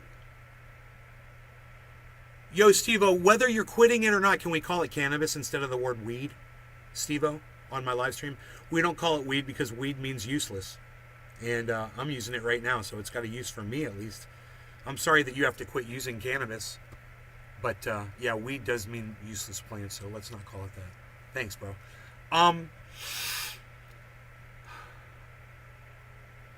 So this is right when I started watching the testimony live. And I remember right from this point, man. the Capitol. It's going to be great. The president's going to be there. He's going to look powerful. He's going to be with the members. He's going to be with the senators. Talk to the chief about it. Talk to the chief about it. He knows about it. And did you go back then up to the West Wing and tell Mr. Meadows about your conversation with Mr. Giuliani? I did. After Mr. Giuliani had left the campus that evening, I went back up to our office, and I found Mr. Meadows in his office on the couch. He was scrolling through his phone. I remember leaning against the doorway and saying, I had an interesting conversation with Rudy. Mark, sounds like we're going to go to the Capitol. He didn't look up from his phone and said something to the effect of, there's a lot going on, Cass, but I don't know. Things might get real, real bad on January 6th. Ms. Hutchinson, Mr. Meadows is engaged in litigation with the committee to try to avoid testifying here. What was your reaction when he said to you things might get real, real bad? In the days before January 2nd, I was apprehensive about the 6th. I'd heard general plans for a rally. I'd heard tentative movements to potentially go to the Capitol. But when hearing Rudy's take on January 6th and then Mark's response, that evening was the first moment that I remember feeling scared and nervous for what could happen on January 6th. and I had a deeper concern for what was happening with the planning aspects of it. Thank you, Ms. Hutchinson. Today, we're going to be focusing primarily on the events of January 5th and 6th. And if there's at the White one House. thing I do remember but to is begin this was and to frame the so discussion, slow. I want to She talk about a talks conversation very that you slow, had, Mr. John Ratcliffe, very the Director of deliberately. National Intelligence. And you had This this is almost like normal speed for me, right? Mr. Ratcliffe Didn't it was almost nominated sound by normal? President Trump, to oversee U.S. intelligence. our US Remember intelligence whenever community. you're listening to this And before his testimony appointment, Mr. and Ratcliffe sped was a up, Republican member of remember Congress. that you're listening As you to will it see sped on this up. clip, Director It's Ratcliffe's different comments in when it's December of slower. 2020 were prescient. My understanding was Director Ratcliffe didn't want much to do with the post-election period.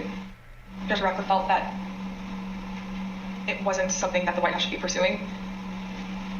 It felt it was dangerous for the president's legacy. He had expressed to me that he was concerned that it could spiral out of control and potentially be dangerous, either for our democracy or the way that things were going for the six. When you say it wasn't something the White House should be pursuing, what's the it? Trying to fight the results of the election, finding missing ballots, pressuring, filing lawsuits in certain states where there didn't seem to be significant evidence, Pressuring. and reaching out to state legislatures about. So pretty much the way that the White House is handling the post-election period, he felt that there could be dangerous repercussions in terms of precedent set for elections, for our democracy, for the six. He was hoping that we would concede. So, Ms. Hutchinson, now we're going to turn to certain information that was available before January 4th and what the Trump administration and the president knew about the potential for violence before January 6th. On the screen, you will see an email received by Acting Deputy Attorney General Donahue on January 4th from the National Security Division of the Department of Justice. Mr. Donahue testified in our hearings last week. The email identifies apparent planning by those coming to Washington on January 6th to, quote, occupy federal buildings and discussions of, quote, invading the Capitol building. Here's what Mr. Donahue said to us. And we knew that if you have tens of thousands of very upset people showing up in Washington, D.C., that there was potential for violence. U.S. Secret Service was looking at similar information and watching the planned demonstrations. In fact, their intelligence division sent several emails to White House personnel, like Deputy Chief of Staff Tony Ornato and the head of the President's Protective Detail, Robert Hinkle, including certain materials listing events like those on the screen. The White House continued to receive updates about planned demonstrations, including information regarding the Proud Boys organizing and planning to attend events on January 6th. Although Ms. Hutchinson has no detailed knowledge of any planning involving the Proud Boys for January 6th, she did note this. I recall hearing the word Oath Keeper and hearing the word Proud Boys closer to the planning of the January 6th rally when Mr. Giuliani would be around. On January 3rd, the Capitol Police issued a special event assessment. In that document, the Capitol Police noted that the Proud Boys and other groups planned to be in Washington, D.C. on January 6th, and indicated that, quote, unlike previous post-election protests, the targets of the pro-Trump supporters are not necessarily the counter-protesters as they were previously, but rather Congress itself is the target on the 6th. Of course, we all know now that the Proud Boys showed up on January 6th, marched from the Washington Monument to the Capitol that day, and led the riotous mob to invade and occupy our Capitol. Ms. Hutchinson, I want to play you a clip of one of our meetings when you described a call on January 4th that you received from National Security Advisor Robert O'Brien on the same topic, potential violence on January 6th. I received a call from Robert O'Brien, the National Security Advisor. He had asked if he could speak with Mr. Meadows about potential words of violence that he was hearing that were potentially going to happen on the Hill on January 6th. I had asked if he had connected with Tony Ornato because Tony Ornato had a conversation with Mark about that topic. Robert had said, I'll talk to Tony, and then I don't know if Robert ever connected with Mark about the issue. Ms. Hutchinson, can you describe for us Mr. Ornato's responsibilities as Deputy Chief of Staff? The Deputy Chief of Staff position at the White House for operations is arguably one of the most important positions that somebody can hold. They're in charge of all security protocol for the campus and all presidential protectees, primarily the president and the first family, but anything that requires security for any individual that has presidential protection, so the Chief of Staff or the National Security Advisor, as well as the Vice President's team too. Tony would oversee all of that, and he was the conduit for security protocol between White House staff and the United States Secret Service. Thank you. And you also described a brief meeting between Mr. Ornato and Mr. Meadows on the potential for violence. The meeting was on January 4th. They were talking about the potential for violence on January 6th. Let's listen to a clip of that testimony. I remember Mr. Ornato had talked to him about intelligence reports. I remember Mr. Ornato coming in and saying that we had intel reports saying that there could potentially be violence on the 6th. You also told us about reports of violence and weapons that the Secret Service were receiving on the night of January 5th and throughout the day on January 6th. Is that correct? That's correct. There are reports that police in Washington, D.C. had arrested several people with firearms or ammunition following a separate pro-Trump rally in Freedom Plaza on the evening of January 5th. Are those some of the reports that you recall hearing about? They are. Of course, the world now knows that the people who attacked the Capitol on January 6th had many different types of weapons. When a president speaks, the Secret Service typically requires those attending to pass through metal detectors, known as magnetometers, or mags for short. The Select Committee has learned that people who willingly entered the enclosed area for President Trump's speech were screened so they could attend the rally at the Ellipse. They had weapons and other items that were confiscated: pepper spray, knives, brass knuckles, tasers, body armor, gas masks, batons, blunt weapons. And And those were just from the people who chose to go through the security for the president's event on the Ellipse, not the several thousand members of the crowd who refused to go through the mags and watched from the lawn near the Washington Monument. This is important. The Select Committee has learned about reports from outside the magnetometers and has obtained police radio transmissions identifying individuals with firearms, including AR-15s, near the Ellipse on the morning of January 6th. Let's listen. There's an individual in a tree, maybe a white male, about 6 feet tall, thin-built, brown cowboy boots. He's got blue jeans and a blue jean jacket, and underneath the blue jean jacket, the complaint is Volkswagen stocked with AR-15. He's going to be with a group of individuals, about five to eight other individuals. Two of the individuals in that group at the base of the tree, near the porta potties, were wearing green fatigues, green olive dress now fatigues, about 5'8", 5'9", skinny white males, brown cowboy boots. They had Glock-style pistols in their waistband. 8736 with the message that subject, weapon on his right hip. After that, he's in the tree. Motor 1, make sure BPD knows they have an elevated threat in the trees outside of Constitution Avenue. Look for the Don't Tread on Me flag, American flag face mask, cowboy boots, weapon on the right side hip. I got 3 men walking down the street in fatigue was carrying AR-15. Copy at 14th and Independence. AR-15s at 14th and Independence. As you saw in those emails, the first report that we showed, we now know was sent in the 8 o'clock hour on January 6th. This talked about people in the crowd wearing ballistic helmets and body armor, carrying radio equipment and military-grade backpacks. The second report we showed you on the screen was sent by the Secret Service in the 11 a.m. hour, and it addressed reports of a man with a rifle near the Ellipse. Ms. Hutchinson, in prior testimony, you described for us a meeting in the White House around 10 a.m. in the morning of January 6th, involving Chief of Staff Meadows and Tony Ornato. Were you in that meeting? I was. Let's listen to your testimony about that meeting, and then we'll have some questions. I think the last time we talked, you mentioned that some of the weapons that people had at the rally included flagpoles, oversized sticks or flagpoles, bear spray. Is there anything else that you recall hearing about the people who gathered in the tag? I recall Tony and I having a conversation with Mark probably around 10 a.m., 10:15 a.m., where I remember Tony mentioning knives, guns in the form of pistols and rifles, bear spray, body armor, spears, and flagpoles. Spears were one item, flagpoles were one item, and then Tony had relayed to me something to the effect of, and these I think people are fastening spears onto the ends of flagpoles. Ms. Hutchinson, here's a clip of your testimony regarding Mr. Meadows' response to learning that the rally attendees were armed that day. What was Mark's reaction, Mr. Meadows' reaction to this list of weapons that people had in the crowd? When Tony and I went in to talk to Mark that morning, Mark was sitting on his couch and on his phone, which was something typical. And I remember Tony just got right into it. He was like, sorry, I just want to let you know, and informed him, like, this is how many people we have outside the mags right now. These are the weapons that we're known to have. It's possible he listed more weapons out there, I just don't recall. And gave him a brief but inconcise explanation, but also fairly thorough. And I remember distinctly Mark not looking up for his phone. And I remember Tony finishing his explanation and it taking a few seconds for Mark to say something, because I almost said, Mark, did you hear him? And then Mark chimed in and was like, all right, anything else? Still looking down at his phone. And Tony looked at me and I looked at Tony and Tony said, no, sir, do you have any questions? It's like, what are you hearing? And I looked at Tony and I was like, sir, he just told you about what was happening down at the rallies. And he was like, yeah, I know. And then he looked up and said, have you talked to the president? And Tony said, yes, sir, he's aware too. He said, all right, good. He asked Tony if Tony had informed the president. Yes. And Tony said, yes, he had. So, Ms. Hutchinson, is it your understanding that Mr. Ornato told the president about weapons at the rally on the morning of January 6th? That's what Mr. Ornato relayed to me. And here's how you characterize Mr. Meadows' general response when people raised concerns about what could happen on January 6th. So at the time, the days leading up to the 6th, there were lots of public reports about how things might go bad on the 6th, even potential for violence. If I'm hearing you correctly, what stands out to you is that Mr. Meadows did not share those concerns, or at least did not act on those concerns. Did not act on those concerns would be accurate. But other people raised them to him, like in this exchange, you mentioned Mr. Ornato pulled him aside. That's correct. Ms. Hutchinson, we're going to show now an exchange of texts between you and Deputy Chief of Staff Ornato. And these text messages were exchanged while you were at the Ellipse. In one text, you write, but the crowd looks good from this vantage point as long as we get the shot. He was effing furious. And the text messages also stress that President Trump kept mentioning the OTR, an off-the-record movement. We're going to come back and ask you about that in a minute. But could you tell us, first of all, who it is in the text who was furious? The he in that text that I was referring to was the president. And why was he furious, Ms. Hutchinson? He was furious because he wanted the arena that we had on the Ellipse to be maxed out at capacity for all attendees. The advance team had relayed to him that the mags were free-flowing. Everybody who wanted to come in had already come in, but he still was angry about the extra space and wanted more people to come in. And did you go to the rally in the presidential motorcade? I was there, yes, in the motorcade. And were you backstage with the president and other members of his staff and family? I was.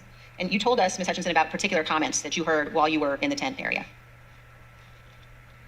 When we were in the offstage announced area tent behind the stage, he was very concerned about the shot, meaning the photograph that we would get, because the rally space wasn't full. One of the reasons, which I previously stated, was because he wanted it to be full and for people to not feel excluded because they'd come far to watch him at the rally. And he felt the mags were at fault for not letting everybody in. But another leading reason, and likely the primary reason, is because he wanted it full and he was angry that we weren't letting people through the mags with weapons, what the Secret Service deemed as weapons and our weapons. But when we were in the offstage announced tent, I was part of a conversation. I was in the vicinity of a conversation where I overheard the president say something to the effect of, I don't care that they have weapons. they're not here to hurt me. Take the effing bags away. Let my people in. They can march to the Capitol from here. Let the people in. That's it. Let the people in. I don't care if they have weapons. That's what Trump said. This testimony is firsthand, you guys.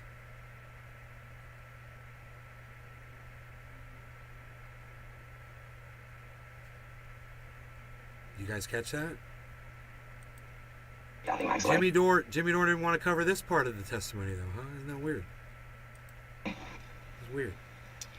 Just to be clear, Ms. Hutchinson, is it your understanding that the president wanted to take the mags away and said that the armed individuals were not there to hurt him? That's a fair assessment.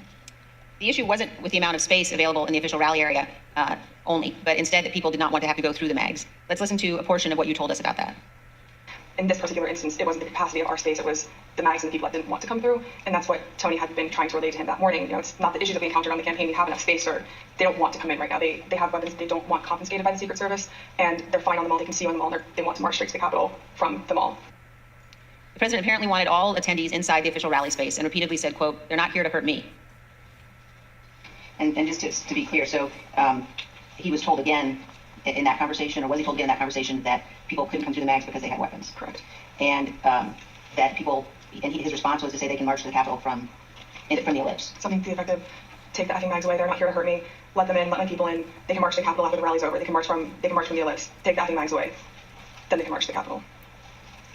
Ms. Hutchinson, what we saw when those clips were playing were photos provided by the National Archives showing the president in the offstage tent before his speech on the ellipse. You were in some of those photos as well. And I just want to confirm that that is when you heard the president say the people with weapons weren't there to hurt him and that he wanted the Secret Service to remove the magnetometers. That's correct. In the photos that you displayed, we were standing towards the front of the tent with the TVs, really close to where he would walk out to go onto the stage. These conversations happened 2 to 3 minutes before he took the stage that morning. Let's reflect on that. Yeah, let's reflect on that, Jimmy Dore. First-hand testimony from an eyewitness, from someone sworn that she was standing right there and heard what Donald Trump said personally. Why don't you cover this, Jimmy Dore? Why don't you cover this, Jimmy? Why aren't you going to talk about this part where what she saw personally with her own eyes? You know, oh, it's secondhand. Oh, it's secondhand. Oh, it's hearsay. Oh, it would never be allowed in a court of law. It's hearsay. Yeah, those few things that she said Trump did, that was hearsay. Listen to the hour and a half of her testimony, of her eyewitness testimony, and tell me how much is hearsay. That's all I got to say. That's what I got, guys. I hope you appreciated this takedown of Jimmy Dore. I destroyed him. I always do. It's easy. Quit making it so easy, Jimmy. All right, stop. Stop. Wake up. Quit having a narrative. All right, just tell the truth. That should be your narrative, man. Tell the truth. Stop picking sides, man. And stop supporting Donald Trump blindly, bro. You're making a huge mistake. He's just as much a fucking dick as Joe Biden is. And the fact that you can't see that, it really says a lot about you. All right? You guys, thanks so much for watching my show. I love you guys. I'll see you guys this afternoon. Let's say around 3-ish. What do you say? I'll see you guys then. I love you guys. Take care. I hope you had fun. Share this. Go take this video once it's up. Take clips of it. Send the clips to Jimmy Dore on Twitter. And tweet this video at Jimmy Dore, too. You could tweet it at my friend Joe, too. Shut the fuck up, shitlib. And let him see, who he says same energy of the little girl that was lying about soldiers throwing Iraqi babies on the cold floor of a hospital to die out, pulling them out of incubators. Same energy. Yeah, is it? Is it really? Same energy? Okay. Watch this entire video and you tell me it's the same. Watch her entire testimony and you tell me it's the same energy. All right? Her name is Cassidy Hutchinson. Say her name. Cassidy Hutchinson. She's a fucking hero and she's a truth teller. All right. Love you guys. Bye.